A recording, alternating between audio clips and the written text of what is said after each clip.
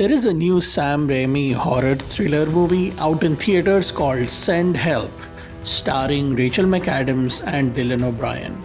An employee and her insufferable boss become stranded on a deserted island, the only survivors of a plane crash. Here, they must overcome past grievances and work together to survive. This is a small in scale but big on ideas thriller in which Raimi goes unhinged, going back to some of his Evil Dead and Darkman roots. Okay, Send Help is awesome. To really get deep into the movie, I have to get into spoilers, which I will in a bit, and chew on the details and the twists and the turns with you. But if you would like to stay spoiler free, here is the review. It is great. Rachel McAdams is batshit crazy. Dylan O'Brien plays this role of a helpless jerk, scrambling and lost in this island craziness really well. And the story is rich enough to keep you hooked till the final scene. And yes, there is a lot of weird goodness in this movie. Although not as much as peak Raimi, the deserted island is a well-utilized setting with horrors awaiting us, both natural and man or woman made. Every time you feel like there is a lull in Send Help, Raimi and gang pull us right back into the insane craziness. It does have some bland scenes that don't really add much to the movie, but they're worth sitting through for the overall experience. 4 out of 5 sharp knives for Send Help. Go watch it. Okay, if you're still here, let's get into spoilers because I cannot wait. The marketing for this movie is genius because there is so much narrative stuff that they hid from us. It is really not so much a scary deserted island movie as it is a toxic relationship that unravels into emotional and psychological chaos because of both these people who are crazy in their own way. The movie pretty much starts like in the trailer. Linda Little, Rachel's character, is shown as this bumbling, awkward person who has the skills to do the technical parts of a job but does not have the political skills to climb the ladder. She's working in a big corporate company and has a promotion to a VP lined up as a verbal promise from her boss.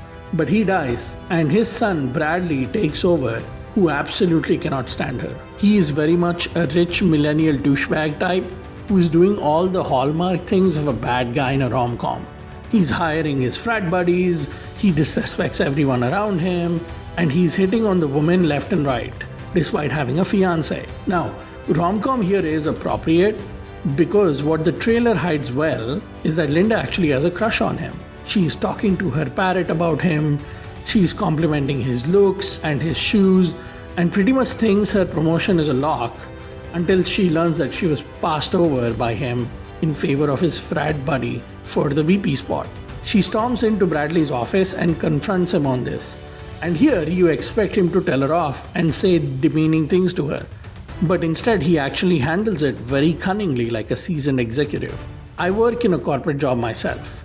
And one of my favorite managers once told me when I was dealing with a difficult situation where I was being passed over for some recognition, look, your job as a contributor is to do your best and work hard and come to me and ask me for a raise and a promotion. And my job is to find all the ways in the company to tell you no. In this scene, Bradley has this cunning personality nailed to a T. He lets her down so gently. Also, little detail in his office, there is a portrait of his dad in the corner and yep, it is Sam Raimi's muse, Bruce Campbell. So, the way he makes her do more work to earn a promotion is that he tells her there is some tough documentation trickery in their upcoming business in Thailand. And if she can navigate through those and convince the group there that the company can come out on top, she would have proven him wrong. He does not promise her a promotion, just a vague statement like, "You will prove me wrong." Masterful executive behavior. Anyway, she goes back home, figures it out, and that's how she gets on the plane with him and his other douche VP gang. While she's working on the final touches, the VP gang is on the other side of the plane watching a YouTube audition of Linda from a few years ago for the reality show Survivor.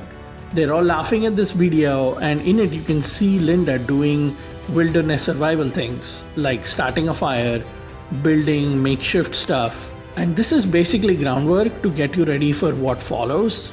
Plane gets hit by lightning, crashes into the ocean, and only Linda and Bradley make it onto the nearby deserted island. Linda rescues Bradley, who's nursing a broken leg, and she right away gets into survivor mode. Yes, Survivor, the TV show contestant mode. She's making fire, she's crafting cups out of bamboo sticks, she's catching all kinds of exotic fish and cooking them just right. Meanwhile, entitled douche Bradley is pissed. He cannot move and starts ordering Linda around, but she flips the tables really quickly. He tells her, "Remember, you still work for me." And she just ups and leaves him for a whole day. She returns to find him passed out from pain and dehydration, wakes him up and tells him the power dynamic has switched. This is the intriguing stuff that the movie starts following then, because that is way more fun than just two opposites trying to survive and coexist. Honestly, thanks to Linda's skills, survival is not a huge issue. It's now time for Bradley to deal with the consequences of his BS treatment toward Linda. While he's recovering, Linda one day just returns with a knife. And after that knife, she's basically MacGyver. She builds a whole hut and a kitchen for them. She has even made backpacks and a cool leaf hat. Linda also uses starvation and his lack of shelter during this time as bait to flip the same horrible ways in which he was treating her at the office onto him. It's office politics on a deserted island. There are not really much scares in this movie, which might disappoint some people who are expecting a Sam Raimi horror movie. This is a Sam Raimi thriller.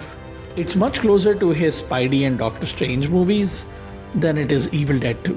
To try to turn the tension up, they add the sequence where she has to hunt a boar, but it is a very short scene and there is a bloodbath from the boar's hunt, but nothing that really qualifies it to be scary.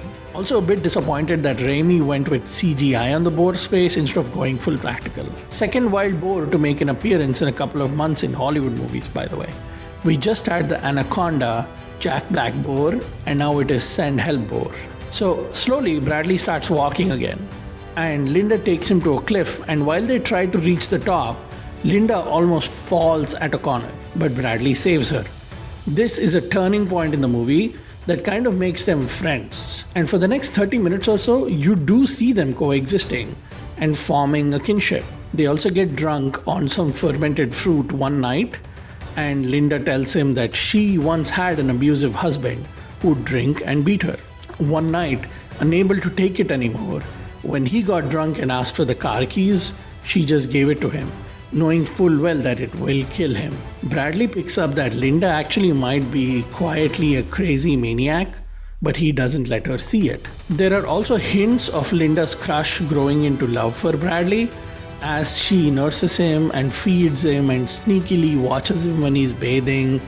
It all leads to Bradley asking Linda out, and he makes her dinner. They're sitting on the shore by candlelight, and he brings her this fish dish with mango salsa. She starts thinking, alright, he might actually be into me. Takes one bite and just passes out. Turns out these were poison berries, and Bradley was pretending the whole time to like her while secretly building a raft of his own. He pulls it out and heads to float away, but the boat just goes a few feet and then crashes. Linda pulls him back and saves him a second time. He wakes up and she tells him it's all good, and she gets why he did what he did. She feeds him a squid-like thing and his whole body immediately goes numb. While he's paralyzed, she goes full Annie Wilkes from Misery and tells him it's actually not all good, that she's disappointed at him not learning the easy way, and now she has to make this hard for him, to teach him. And then she pulls her knife out and starts cutting his balls off. Yep, his cojones. It's a pretty great scene because Dylan O'Brien has to play this quiet, horrible agony because he's paralyzed and you see the pain on his face. Blood just starts squirting everywhere and he is just crying, bawling. And it turns out she was just cutting into a rat. She tells him this is his last chance and next time it won't be a rat. At this time, if you're wondering why Linda is putting up with this, it is because despite her annoyance, she does want to be with this guy. She just needs to torture and train all this bad behavior out of him. Quietly also, another change that is happening is that we, the audience, think that Bradley is indeed an asshole, but he's not all bad. He does stay loyal to his fiancée and never makes a move on Linda. And after this big balls shopping incident, he does put in the work and builds his own camp and starts legitimately helping. So while we are in this awkward phase of like who's good and who's bad, Linda actually runs into Bradley's fiancé and a boat driver who finally made it to the other side of the island. Linda tells them Bradley is fine and to follow her, and conveniently takes them on the same cliff that she almost slipped from. They walk on the cliff, and sure enough, at the same spot where Linda slipped earlier, both the fiancé and the driver fall and are hanging off of the cliff. Raimi, that cheeky man, leaves us at this literal cliffhanger, and then we see Linda come back to Bradley after some time. She is horrified and tells him she's taking a sick day. The next day, Bradley spots a boar and follows to hunt it himself, but instead finds his fiance's diamond ring wearing left hand sticking out on the beach shore. At this point, I was like, alright, she obviously did not kill the fiancé. She buried her there to teach him a lesson. After how he was hitting on women outside the office, they're obviously in it together. Because see, Linda always goes far and slightly psycho with her lessons, but never too far. So Bradley comes back to camp, confronts Linda, and she tells him they slipped and died and she actually did not kill them herself. Bradley does not buy it. He tries to attack her.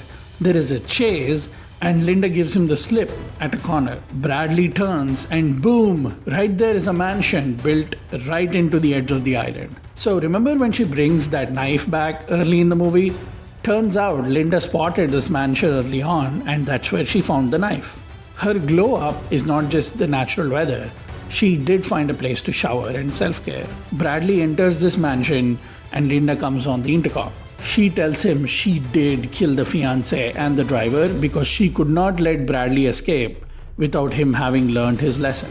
This mansion was also here the whole time, but she did not make attempts to contact anyone because Bradley needed to be there and learn and grow. So yeah, Linda goes from good girl being abused to shades of grey to straight up villain. Bradley confronts her in the mansion, and this time he's at the end of her gunpoint. So he starts crying and talks about how entitled he is and how he treats everyone like shit. But he needed somebody like Linda this whole time because she had to teach him how to be a good person. He tells her he loves her and they should actually stay here together. And yeah, it's all a lie because he's just buying time to attack her. Linda, of course, sees through this and pummels him to death with a golf club.